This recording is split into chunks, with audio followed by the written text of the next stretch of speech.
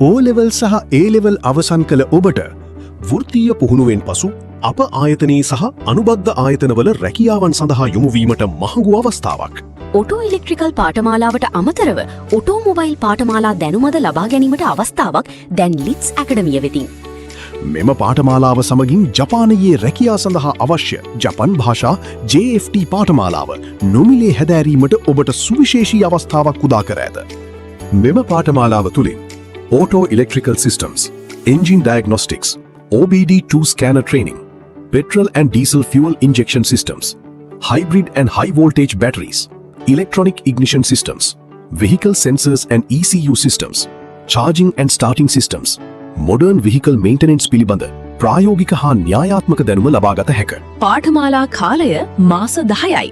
නව පාඨමාලා සඳහා ලියාපදිංචිය දැන් ආරම්භුණා. මෙම පාඨමාලාවට අමතරව එලිවේටර් ටෙක්නීෂියන්, ටින්කරින් ඇන්ඩ් පේන්ටිං වැනි වෘත්තීය පුහුණු පාඨමාලා හා විදේශ භාෂා පාඨමාලාවන්ද හැදෑරීමට අවස්ථාව ඇත. සාර්ථක පුහුණුවෙන් පසු රැකියා සහ වැඩිදුර අධ්‍යාපනය සඳහා විදෙස්ගත වීමේ අවස්ථාවන්ද ඇත. වැඩිදුර තොරතුරු සඳහා විමසන්න.